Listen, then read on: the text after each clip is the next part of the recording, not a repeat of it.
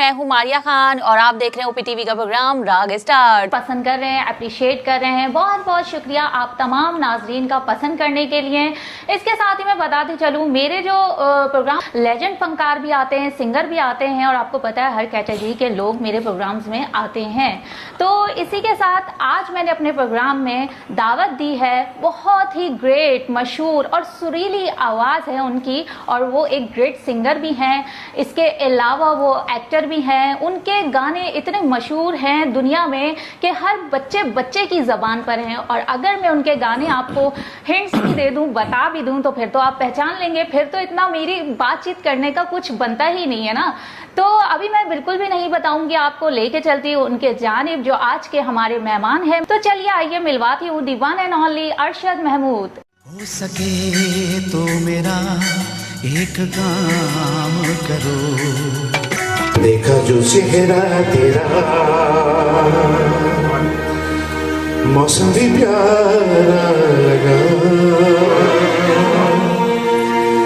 देखा जो चेहरा तेरा मौसम भी प्यारा लगा, देखा जो चेहरा तेरा मौसम भी प्यारा लगा, कानों में झुमका तेरे हमको सितारा लगा। अस्सलाम वालेकुम। वालेकुम अस्सलाम। कैसे हैं आप? अल्हम्दुलिल्लाह, आप कैसी हैं? खैरियत से? मैं ठीक ठाक, अल्लाह का करम। बहुत शुक्रिया मुलाकात करने का। मैंने बोला आपसे मुलाकात की जाए, शाम का एक पहल आपके नाम किया जाए आपके गाने की तरह। बहुत बहुत शुक्रिया। तो इसीलिए हम आ गए आपसे मुलाकात करने। बड़ी बहुत मेहरबानी। और मुझे लगता है आपसे मेरी पहले भी एक मुलाकात हुई है। आप घर पर आई थी इंटरव्यू करने के लिए। बिल्कुल बिल्कुल। मैं बिल्कुल सही पहुंचूं? जी बिल्कुल, मुलाकात हो चुकी है। दोबारा आने का बहुत शुक्रिया। आपका भी बहुत शुक्रिया कि आपने हमें बुलाया। आप नहीं बुलाते तो हम कैसे आते। My pleasure. एक्चुअली आपके प्रोग्राम के जो डायरेक्टर हैं हनीफ, वो बिल्कुल मेरे छोटे भाइयों की तरह है। तो मैं कहीं भी बिजी होता हूँ तो हनीफ के लिए मुझे टाइम निकालना पड़ता है। हनीफ बहुत अच्छा लड़का है और मेरा और हनीफ का बड़ा पुराना साथ है, तो इसलिए मैं हनीफ को मना नहीं कर सकता। तो आप सुनाइए कैसी है? ठीक है, मैं ठीक ठाक हूँ। अच्छा मुझे ये बताएं, क्या चल रहा है जिंदगी में कोरोना के अलावा? वो तो आपने क्या ही दिया कि हो सके तो मेरा एक काम कोरोना। देखिए कोरोना ने जो है ना पूरा लॉकडाउन कर दिया हुआ है और पिछले 7 महीने से जितनी भी आर्टिस्ट बिरादरी है वो अपने अपने घरों में बैठे हैं। बिल्कुल। अब जो नौकर पेशा लोग हैं, जो गवर्नमेंट मुलाजिम हैं, चले भाई उनको तो घर में बैठे हुए तनख्वाह मिल जाती है, लेकिन जो आर्टिस्ट लोग हैं वो जब तक काम नहीं करेंगे तो वो कहाँ से उनका अपना सरवाइव कैसे करेंगे? बिल्कुल। तो उस लिहाज से हमारे कुछ NGOs हैं, हमारे कुछ ऐसे लोग हैं, हमारे कुछ दोस्त हैं, मुखैर आज़ाद, जिसमें शफकत आलम साहब हैं, सैयद शफकत आलम साहब हैं और उसके अलावा आगा रज़ा साहब हैं और आमिर थारा हैं। ये लोग और इनके अलावा और भी काफ़ी लोग हैं जिन्होंने, JD है, इन लोगों ने मिलके फ़नकारों के लिए जो है काफ़ी काम किया। और ख़ास तौर पे रज़ा भाई जो हैं उन्होंने और शफकत आलम भाई ने, मैंने इनके साथ जाके थैले बनवा के लोगों के घरों में जाके बांटे हैं जाके, और जहाँ जहाँ हम जा सकते थे रात के अंधेरे में गए और दरवाजे पर रख के बेल बजा के और हम लोग चले जाते थे। तो इस तरीके से काफ़ी लोगों ने इस तरह से फ़नकारों को थोड़ा सा सहारा दिया और जिनको देना चाहिए था गवर्नमेंट को, गवर्नमेंट ने उनको इतना कोई लुक आफ्टर नहीं किया। अब ये है कि दुआ कर रहे हैं कि ज़रा ये कोरोना की जो वबा फैली है, अल्लाह ताला इससे हमें सब लोगों को महफूज रखे।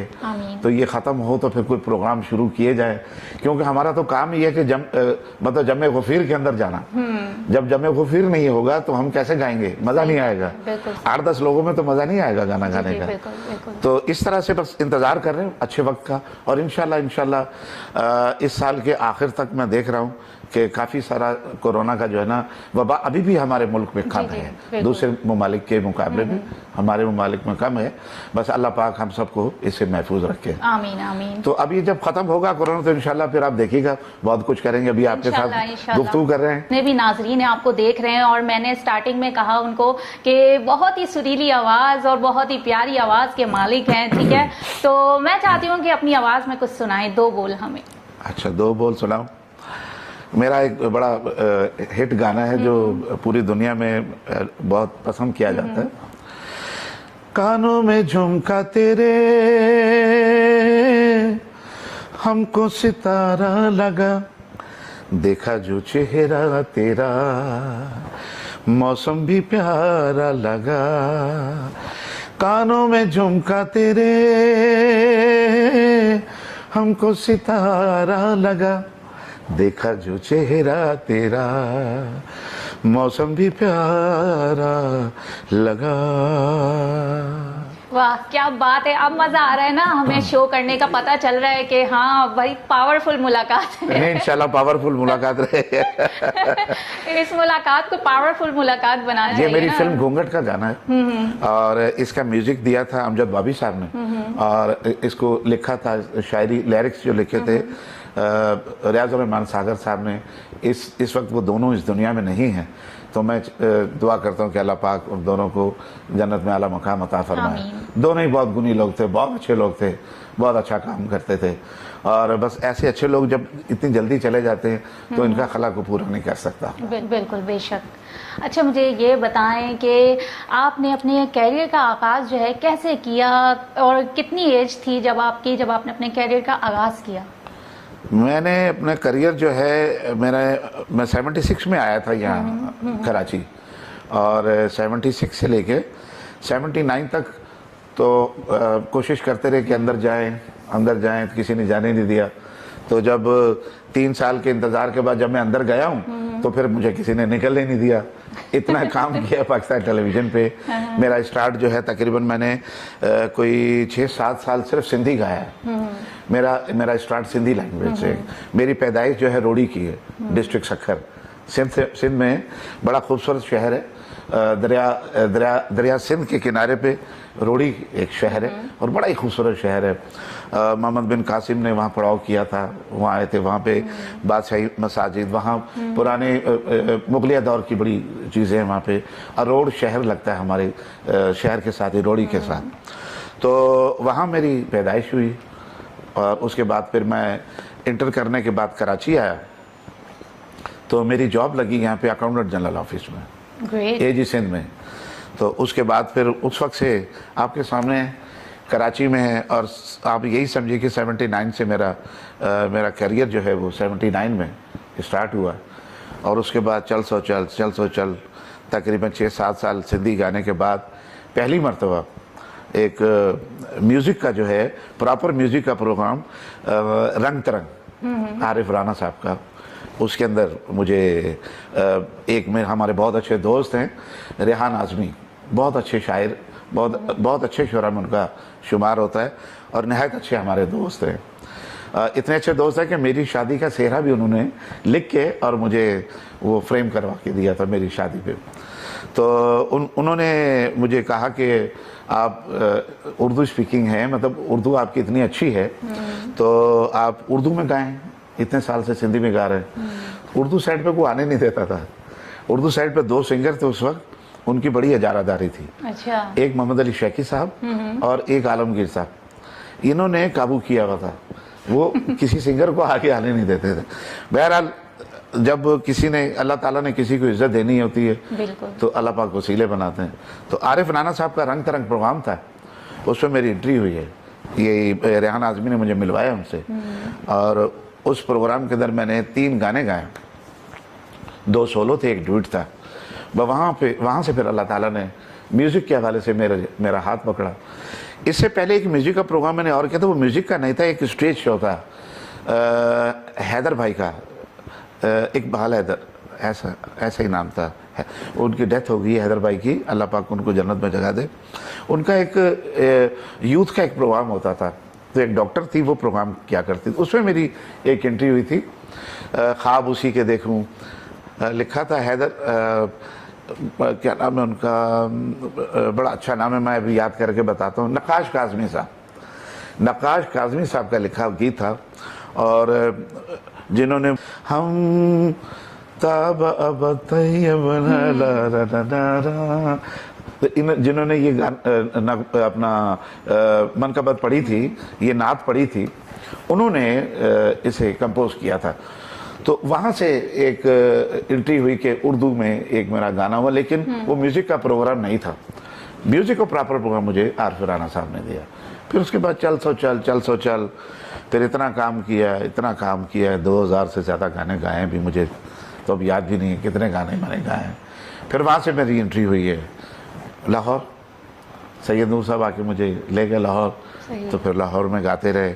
और इस वक्त दुनिया का कोई एक आध मुल्क रह गया होगा जहाँ मैं प्रोग्राम के लिए नहीं गया, बाकी तो बहुत जगह मैंने प्रोग्राम किए हैं। अल्लाह पाक ने बड़ी इज़्ज़त दी है, मैं बड़ा शुक्र अदा करता हूँ अपने रब का कि जिन्होंने मुझे इतनी इज़्ज़त दी है और आज भी अल्हम्दुलिल्लाह बहुत इज़्ज़त से रखा हुआ है। और जितना भी हम शुक्र अदा करें अल्लाह पाक का। बेशक। अब आ गया छोटा सा ब्रेक। आपको पता है ब्रेक लेना जरूरी होता है, ब्रेक के बगैर जो है चैनल नहीं चलते। बिल्कुल, क्योंकि उसमें कमर्शियल नहीं आएंगे। चले जी नाजरीन, गपशप हमारी जारी है। अरशद महमूद हमारे गेस्ट हैं, तो चलते हैं एक ब्रेक की जानिब, लेते हैं एक छोटा सा ब्रेक। जाइएगा कहीं नहीं, देखते रहिए।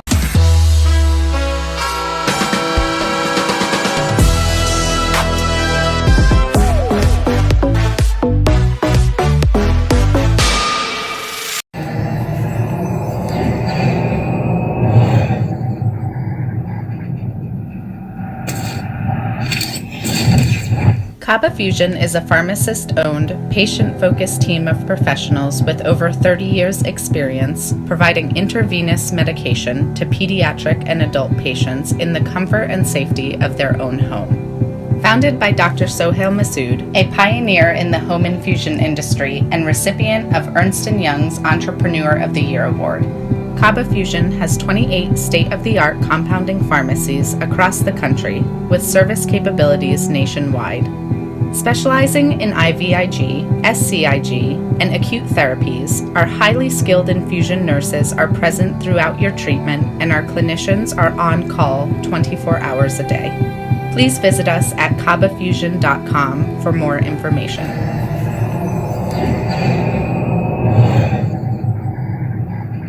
At Arkansas Spine and Pain, we love being a part of the family that is our great state. Our mission is to help every family we can live pain-free lives so you can get back to taking hikes, walking the dog, giving your kids and grandkids piggyback rides. Give us a call today at Arkansas Spine and Pain and get out of the cycle of agony you're in. You deserve to get your life back ASAP. Canada से पाकिस्तान अब भेजे personal items, furniture, home appliances, electronics, generators और बहुत कुछ, वो भी निहायत मुनासिब रेट्स पर with royal Cargo service. Pakistan और आजाद कश्मीर में फ्री डिलीवरी ऑफर के साथ 200 केजी से ज्यादा ऑर्डर्स के लिए free pickup from all over GTA। कम से कम 25 केजी की डिलीवरी सिर्फ $4 पर केजी से। सो इस low cost door to door delivery offer से अभी फायदा उठाएं। कॉल करें रॉयल कार्गो सर्विस at 416-897-3311।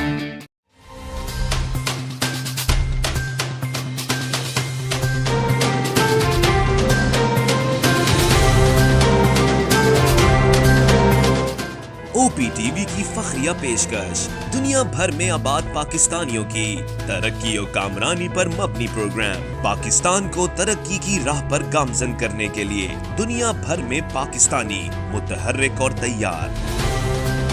दुनिया भर के मुल्कों में पाकिस्तानी का उनकी तरक्की में हिस्सा देखिए। बैनुल अक़वामी मंजर में पाकिस्तानियों का समाजी, सियासी, तिजारती और मजहबी उमूर में भरपूर किरदार।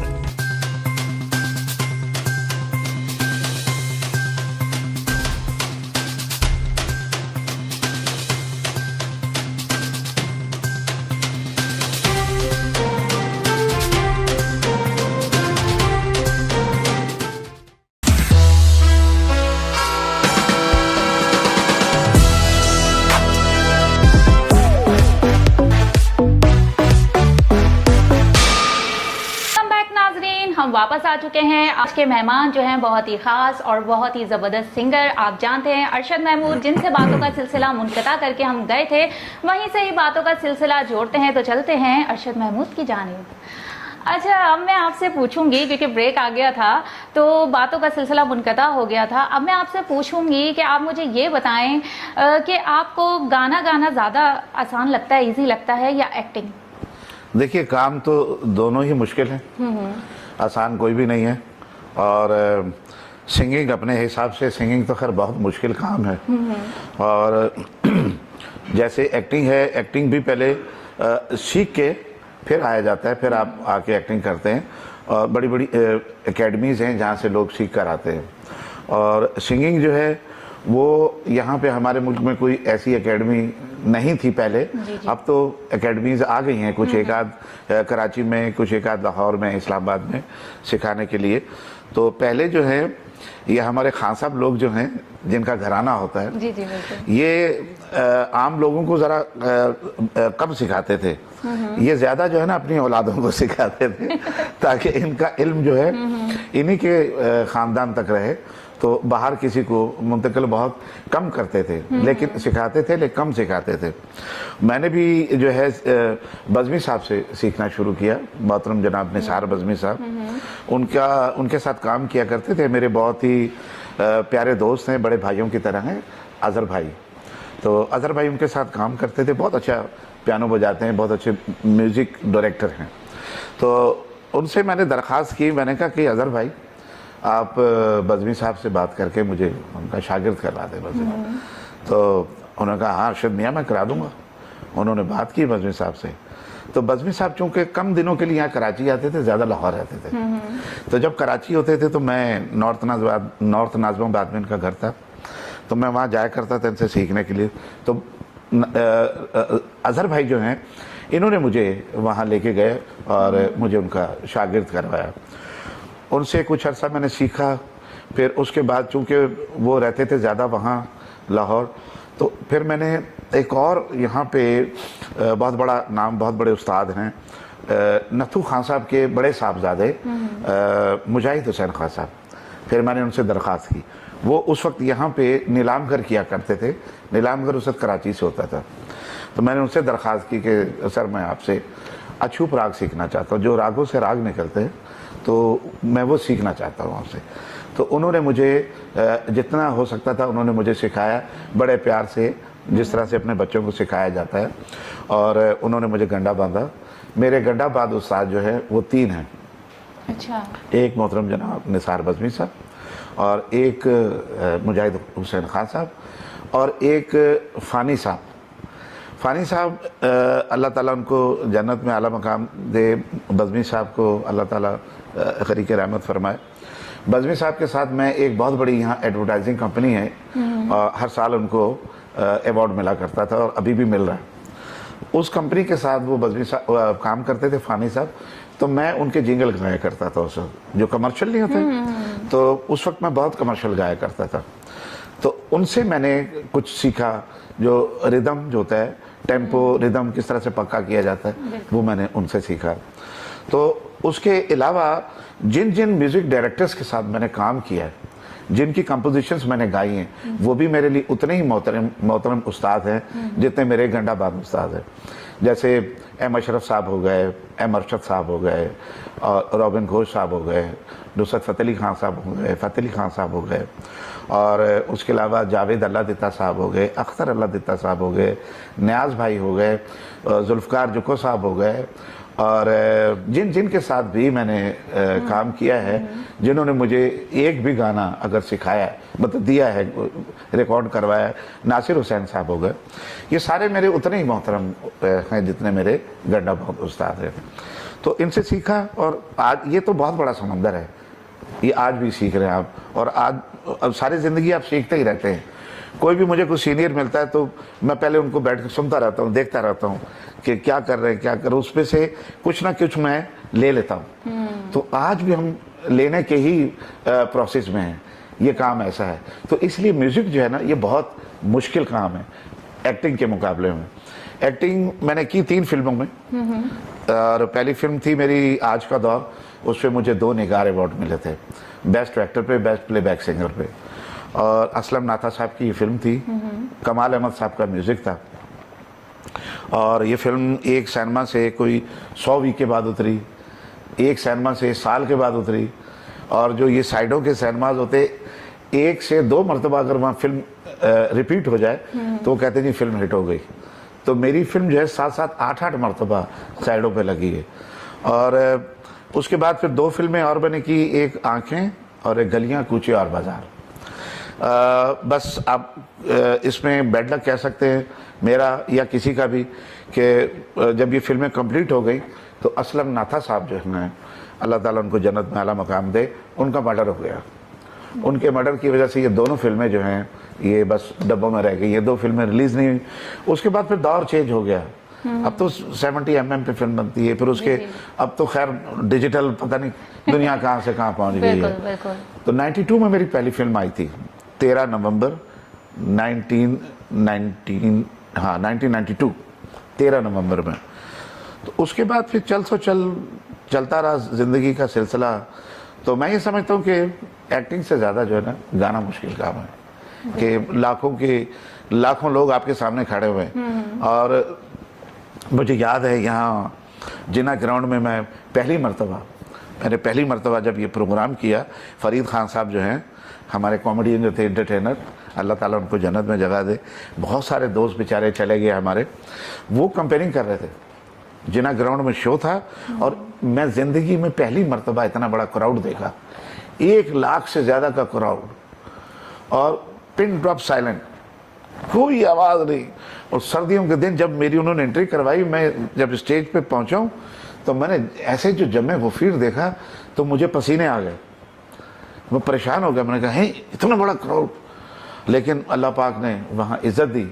और बस फिर उसके बाद मैंने दुनिया में जहाँ भी गया हूँ, मुझे जहाँ भी क्राउड जो मिला है वो मेरे लिए कुछ भी नहीं था जितना बड़ा क्राउड मैं जिना ग्राउंड में देख चुका था। आदत पड़ जाती है ना आपको। जी जी। तो अब इंटरव्यू देने की मुझे आदत कहाँ से पड़ी?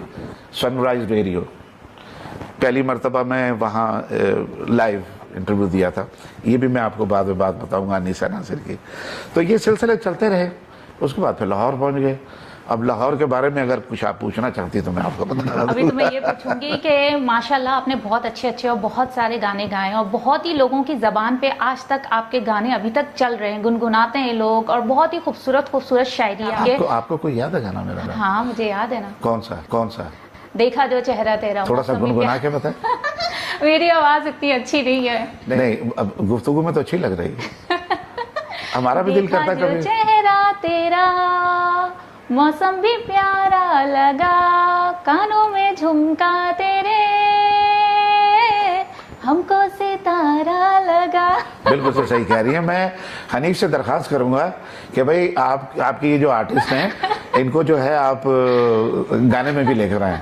तो हनीफ साहब अगर आप मेरी आवाज़ सुन रहे हैं तो इनका ज़रा ख्याल रखिएगा और किसी उस्ताद के पास बिठा दें।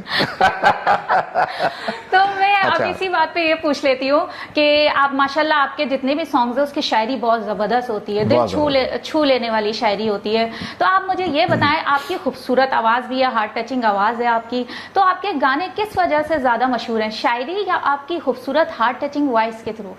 ये एक टीम वर्क होता है कि जिस तरह से सैयद नूर साहब ने घूंघट फिल्म का गाना जब बना रहे थे तो सागर साहब से कहा कि ये एक ज़मीन है, इस पे ये एक सब्जेक्ट है और इस पे मुझे एक गाना लिख के दो।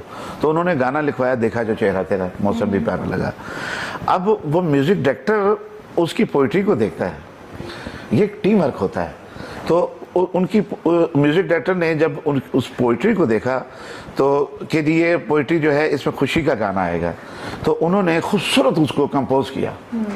जब उसको कंपोज किया तो सिंगर का दिल करता है कि यार इतना खूबसूरत गाना, इतनी खूबसूरत कंपोजिशन, सिंगर फिर दिल से गाता है। फिर उसको डायरेक्टर जो है सैयद नूर साहब फिर उसको दिल से पिक्चराइज करते हैं। जब ये पूरी टीम बनती है ना तो फिर ये गाना जब निकल के आता है और मेन जगह जब पहुंचता है वो है एडिटिंग। एडिटिंग पर जब गाना पहुंचता है ना तो फिर सारा कमाल है एडिटर का, और एडिटर ने जो, और कैमरामैन ने, एडिटर ने और डायरेक्टर ने जो उसके अंदर काम कर दिया, बस वो गाना फिर ऐसे निकल के आता है। यही वजह है कि आप जितने पुराने गाने आप सुन लें, आज से 50 साल पुराने गाने भी सुन लें, वो सब इसीलिए हिट है कि उनकी पोइट्री अच्छी है, उनकी कंपोजिशन अच्छी है, गाया अच्छा है, पिक्चराइज अच्छा हुआ है, तो इसलिए वो आज भी उसको आप लोगों को अच्छा लगता है। तो मैं ये समझता हूँ कि ये टीम वर्क है। आप मुझ पे अकेले पे डिपेंड नहीं कर सकते कि मैं अकेला ही अच्छा गाऊं तो वो गाना हिट हो जाए, ऐसा नहीं है। सबकी मेहनत होती है और सबकी दुआएं होती हैं। सही बात की आपने, सबकी मेहनत होती है, सबकी दुआएं होती हैं, और कुछ लोग ऐसा नहीं बोलते, इस तरह दूसरों को क्रेडिट नहीं देते, अपना जब मिल रहा होता है तो अपना ही ले लेते हैं क्रेडिट। हाँ। लेकिन ये बहुत अच्छी बात है, दूसरों को भी क्रेडिट देना चाहिए। जिसका क्रेडिट है उसको दीजिए, बिल्कुल उसको क्रेडिट दीजिए आप, जिसका भी क्रेडिट है। ठीक है, अब मैं चाहूंगी कि आप अपना कोई ऐसा किस्सा सुनाएं जो आज तक आप ना भूले हो, चाहे वो बचपन का हो या अभी का हो, कोई ऐसा किस्सा जो आपको याद भी हो और मजेदार भी हो। यार किस्से तो बहुत ज़्यादा हैं, बहुत बड़े बड़े किस्से हैं, पता नहीं दुनिया में कहाँ कहाँ किस्से बन के आ गए हैं। लेकिन मैं तो ये जो आपसे जो गुफ्तगू कर रहा हूँ ना, ये भी कोई किस्सों से कम नहीं है। ये भी बड़े बड़े इनके साथ ना, अभी जैसे मैं पहली मर्तबा जब लाहौर गया, अच्छा, तो लाहौर, अब उस वक्त तो मुझे कोई जानता ही नहीं था, तो मैं मैट्रिक का एग्ज़ाम देके ना, तो मैं चला गया लाहौर। तो वहां जब गया तो वहां से गेट वाला मुझे अंदर ही नहीं जाने दे रहा। और गेट वाले को मैंने कहा, लाला मैं रोडी से आया हूँ यार, मुझे अंदर जाने दो, मुझे फिल्मों में काम करना है। वो मुझे कहता है, वो जाओ जाओ, क्यों अपना जिंदगी खराब करता है, जाओ इधर से भाग जाओ, जाओ पढ़ाई मढ़ाई करो। इधर हर दूसरा लड़का आता है, कोई वहीद मुराद बनने के लिए आता है, कोई मोहम्मद अली बनने के लिए, जाओ जाओ अपना जाके काम करो। तो वो गेट के साथ ना इधर एक पान की दुकान होती थी लेफ्ट पे ना, छोटा सा खोखा। अब वहाँ खड़े होके ना मैं देखता था सब लोगों को, ऐसे बड़ी बड़ी गाड़ियों में सारे आर्टिस्ट जा रहे हैं, और मोहम्मद अली साहब जा रहे हैं, मूसा कुरैशी साहब जा रहे हैं, वहीद मुराद साहब। अब मैं सोचता मैं कि यार अल्लाह मेरी कब एंट्री होगी। तो बहरहाल जी दिल बर्दाश्त होके वापस आ गए। फिर आके कराची का रुख किया, जब मैंने एंटर किया उसके बाद फिर कराची का रुख किया।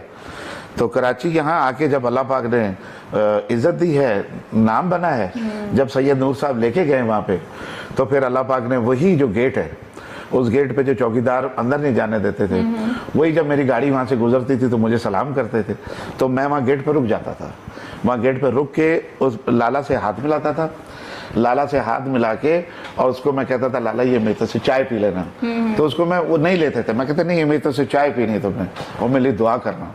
तो ये सारे मेरे लिए दुआ करते थे। मैं गेट पर रुक के उनसे मिल के अंदर जाके, जब मैं रिकॉर्डिंग के लिए मैं खड़ा होता था रिकॉर्डिंग बूथ में, जो लोग आके मेरा माइक सेट कर रहे थे, तो आके मुझे कहते थे कि अरशद बेटा, इस माइक के ऊपर जो है ना बड़े बड़े लोगों ने गाना गाया है, इसके ऊपर मैडम नूर जहाँ ने भी गाया है, मेहंदी ने भी गाया है, और रुश्ती ने भी गाया है, फलाना। वो बाबा जी बुजुर्ग जो हैं वो बहुत पुराने हैं वहाँ एवेन्यू स्टूडियो के अंदर। तो मैंने कहा, बाबा जी ये मुझे समझा रहे हैं या मुझे डरा रहे हैं कि इतने बड़े बड़े लेजेंडरी लोगों का नाम ले रहे हैं, तो मैं कैसे गाना गाऊंगा। कहले नहीं बेटा, मैं आपको सिर्फ ये बता रहा हूँ कि ये माइक जो है ना, इसको अपनी महबूबा समझना। जैसे महबूबा से प्यार किया जाता है, ऐसे इस माइक से आपने प्यार करना है, और प्यार से आपने गाना गाना है। अच्छा, सीख के तो हम यहाँ से पाकिस्तान टेलीविजन से पहले से चले गए थे कि फुटवर्क जो है ना, माइक का फुटवर्क होता है कि आपने जो फे फू ऐसे जो लफ्ज होते हैं ना, वो आपने किनारा करके किस तरह बोलने, फे फे फे इधर बोल के फिर यहाँ की बात करनी है, फिर वहाँ की बात।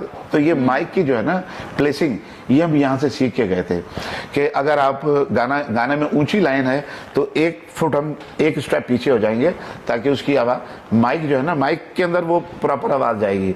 जहाँ के बेस की आवाज़ आ रही, निचले नोट आ रहे हैं, तो माइक के बिल्कुल यहाँ आ जाएंगे। तो ये सारी चीज़ें हम सीख के गए थे। तो मैं वो जो बात है कभी नहीं भूल सकता कि जो लोगों ने मुझे वहाँ सिखाया। तो मैं कहता हूँ कि ये वक्त जो है ना सबसे बड़ा टीचर है आपका। वक्त आपको बहुत कुछ सिखा देता है। और मैं आज भी जब पाकिस्तान अपना एवेन्यू स्टूडियो जाता हूँ, तो वहाँ मुझे पाकिस्तान के लेजेंडरी लोग मिलते हैं। तो मैं उनसे तो मैं शुरू से इसी तरह करके मिलता हूँ। लेकिन जो गरीब लोग जो मिलते थे मुझे, गेट वाले, जो चौकीदार, और अंदर जो मुझे पानी का गिलास आके पिलाते थे या चाय लेकर आते थे, वहाँ मलाई वाली चाय बड़ी मशहूर थी, तो ये मैं उनसे बहुत ज़्यादा ही अच्छे तरीके से मिलता हूँ। क्योंकि जो बंदा नीचे से ऊपर गया ना, वो नीचे वालों की इज्जत ज़रूर करेगा। बेशक। उनकी आप रिस्पेक्ट करें, और उनके मुंह से जो एक लफ्ज़ निकलेगा ना दुआ का, वही दुआ जो है मुझे आज दुनिया के अंदर पता नहीं कहाँ कहाँ लेके गई है। मैं एक रोड़ी में, एक छोटे से एक घर में रहने वाला, मैं एक गरीब माँ बाप का बच्चा, और मेरी 7 बहनें, 3 भाई। हमारे वाले साहब रेलवे में जॉब करते थे, उन्होंने कैसे मैं पाला होगा थोड़ी सी तनख्वाह के अंदर। तो मैंने तो कभी ये भी नहीं सोचा था कि मैं कभी कराची आऊँगा। मेरे लिए कराची ऐसा था जैसे कराची वालों के लिए अमेरिका था जी। तो मैं जब अमेरिका गया पहली दफ़ा, मैं दुआ करता हूँ कि अल्लाह पाक इदरीस खान साहब को, अल्लाह पाक इदरीस भाई को जन्नत के अंदर आला मकाम अता फरमाए। इदरीस भाई जो है शिकागो वाले, वो मुझे सबसे पहले 89 में मुझे लेके गए, और उनके और मेरे एक मुश्तरका दोस्त हाशमी भाई, जिनकी वजह से हाशमी भाई ने उनको कहा कि इदरीस, इस बच्चे की आवाज़ बहुत अच्छी है, इसको लेके आओ अमेरिका। तो वो मुझे इदरीस भाई लेके गए पहली दफ़ा 89 में, और उस वक्त से मैं आज तक ज़्यादा से ज़्यादा मेरा वक्त जो है अमेरिका में, बहुत मेरा वक्त गुजरा है। मैं काफ़ी अर्सा मिसिसागा में वहाँ रहा हूँ, और उसके अलावा वैनकूवर बहुत रहा हूँ, एडमिंटन रहा हूँ, कैलगरी में रहा हूँ, और ख़ास तौर पे एक बहुत अच्छे हमारे बहुत अच्छे आर्टिस्ट हैं इंडो पाक के, बाबा रमता सिंह। बाबा रमता सिंह से मेरी मुलाकात हुई टोरंटो के अंदर। बाबा जी अगर ज़िंदा हैं तो बाबा जी आपको सलूट है, और तमाम दोस्तों को जो जो मेरा प्रोग्राम अमेरिका में देख रहे हैं, दुनिया में जहाँ जहाँ आपका प्रोग्राम देखा जा रहा है, तमाम दोस्तों का मैं बहुत मशकूर हूँ कि जो मुझे आज तक मुझसे प्यार करते हैं, क्योंकि जब तक आप हैं, आपकी दुआएं हैं, मैं गाता रहूँगा, और जहाँ मेरी ऑडियंस ख़त्म होगी मैं घर बैठ जाऊँगा। तो मैं दुआ करता हूँ या अल्लाह मेरी ऑडियंस को ज़िंदा रखना, मेरे सुनने वालों को, मेरे देखने वालों को सलामत रखना, क्योंकि आप लोग हैं तो मैं हूँ। बेशक। और आपकी बहुत अच्छी आदत मुझे ये लगी सबसे ज़्यादा अभी, कि आपने ये बोला कि जो इंसान नीचे जो लेवल के लोग होते हैं उनको अगर भूल जाए, जैसे आप देखते हैं कुछ लोग बहुत मगरूर हो जाते हैं, कुछ बन जाते हैं, तो वो अपने से नीचे वालों को पूछते नहीं हैं। तो यही चीज़ जो होती है ये गलत होती है। तो जब भी अपने से नीचे वालों को भी पूछेंगे ना आप, तो अल्लाह ताला कामयाबी की सीढ़ियां आपको पहुंचाता रहेगा। मारिया जी, मैं तो सिर्फ एक बात करता हूँ जो हमें बुजुर्गों ने सिखाया है, कि उर्दू में कहते हैं कि जो डाली झुकना न जाने वो टूट जाती है, और हमेशा सरनगू जो दरख्त रहते हैं ना, फल उन्हीं पे लगता है। आप कोई भी फलदार दरख्त देख लें, वैसे आपको झुका हुआ मिलेगा। जो ऐसे है ना, वो कीकर है, उस पर फल ही लगती है, फल नहीं लगेगा। तो फलदार दरख्त हमेशा सरनगू रहता है। तो हमेशा डाउन टू अर्थ रहे, और हर वक्त उठते बैठते अल्लाह पाक का शुक्र अदा करें कि जिस हाल में आपको अल्लाह पाक ने रखा हुआ है, मेरे मौला अली पंजतन पाक ने रखा है, ये इसको हमेशा आप याद रखें, और अपने पुराने वक्त को ना भूलें। बिल्कुल। आप ये ना सोचें कि अल्लाह पाक ने आज आपको इज्जत दी है तो आप कहें कि अरे मैं जब पैदा हुआ तो सोने का निवाला लेकर पैदा हुआ। ऐसा नहीं है। अपने वक्त को याद रखें। कोई भी शख्स जो है वो बचपन में ये नहीं कह सकता जब वो छोटा सा था कि मैं तो बड़ा होकर मिनिस्टर बनूंगा, मैं तो बड़ा होकर नदीम साहब बनूंगा, मैं तो बड़ा होकर वहीदुल्लाह, कभी नहीं कुछ सोच सकता। ये बड़ा होने के बाद ही अल्लाह ताला आपके जहन में राहें डालता है, फिर आप उन राहों पर चलते हो। मैं उन माँ बाप से भी कहता हूँ कि आपके बच्चे जिस साइड पे जाना चाहते हैं उनको अपनी मर्जी से काम करने दें, उन पे अपनी मर्जी मुसल्लत ना करें, क्योंकि बच्चे के जहन में कुछ और है, आप कुछ और उसमें करना चाहते हैं, तो वो फिर 2 कश्तियों में पाँव रख के वो अपनी मंजिल तक आसानी से नहीं पहुंच सकता। तो उसको एक ही कश्ती में जाने दें। तो जो भी मेरी बात सुन रहे हैं माँ बाप, और थोड़ा सा वक्त चेंज हो गया, आज की जो औलादें हैं ना, उनको भी मैं एक नसीहत करना चाहता हूँ जी जी, कि सुबह जब घर से निकलो तो जिनके भी माँ बाप जिंदा हैं, माँ बाप से प्यार करो, माँ बाप को सलाम दुआ करके निकलो। जब भी घर से निकलो तो माँ को सलाम करो, माँ से प्यार करो। बाप अगर आपका जाग रहा है तो बाप को सलाम करके जाओ, बाप से दुआ लेके जाओ। और मैं ये समझता हूँ कि जब भी आप, जो भी बच्चा घर से आप जाओगे अपने माँ बाप को सलाम करके दुआ लेके, आपके जितने भी बड़े से बड़े मुश्किल में भी होगे ना आप, तो ऐसे तर के बाहर निकलोगे। वापस आओ घर में तो माँ बाप से आके पूछो, बूढ़े माँ बाप से, अब आप खैरी से, अम्मी आप ठीक है, आपको कोई तकलीफ तो नहीं, किसी चीज़ की ज़रूरत तो बताइए। क्योंकि उन माँ बाप ने आपको पाल पोस के जवान किया है। पहला लफ्ज़ आपके ज़ुबान में, पहली टीचर आपकी माँ ही है, तो इसलिए अपने माँ बाप की इज्जत करो। तो जी नाजरीन, देखा आपने आज का प्रोग्राम, उम्मीद है आपको पसंद आया होगा। फिर किसी नए मेहमान के साथ हम हाजिर होंगे, तब तक के लिए दीजिए इजाजत। अल्लाह निगहबान।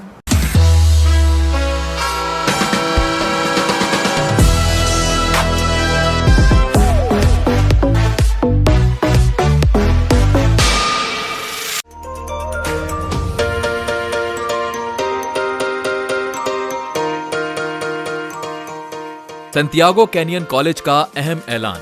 पाकिस्तानी तालिब इल्मों के लिए खुशखबरी। पाकिस्तान में घर बैठे आला तालीम के ख्वाहिशमंद कंप्यूटर साइंस और बिजनेस एडमिनिस्ट्रेशन में ऑनलाइन ट्रेनिंग प्रोग्राम के तहत 2 साल डिग्री प्रोग्राम पेश करता है। ऑनलाइन पढ़ने वाले तुलबा प्रोग्राम की तकमील के बाद कैलिफोर्निया की नामवर यूनिवर्सिटियों में दाखिले के अहल होंगे। सैंटियागो कैनियन कॉलेज अमेरिका में दाखिलों की जमानत देता है। सैंटियागो कैनियन कॉलेज का खुसूसी प्रोग्राम पाकिस्तान के लिए, आपके ख्वाबों की तामीर, आला मुस्तकबिल की तामीर। आज ही दाखिले के लिए मंदरजा झेल नंबर्स पर राब्ता कीजिए।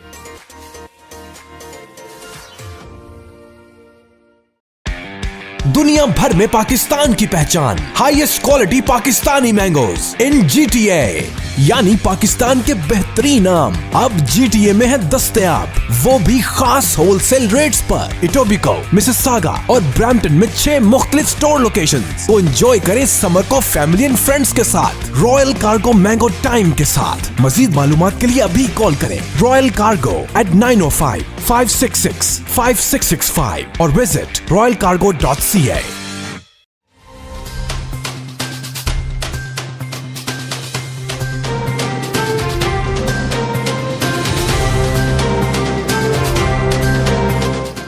OPTV की फखरिया पेशकश, दुनिया भर में आबाद पाकिस्तानियों की तरक्की और कामरानी पर मबनी प्रोग्राम। पाकिस्तान को तरक्की की राह पर गामजन करने के लिए दुनिया भर में पाकिस्तानी मुतहर्रिक और तैयार। दुनिया भर के मुल्कों में पाकिस्तानी का उनकी तरक्की में हिस्सा देखिए। बैनुल अक़वामी मंजर में पाकिस्तानियों का समाजी, सियासी, तिजारती और मजहबी उमूर में भरपूर किरदार।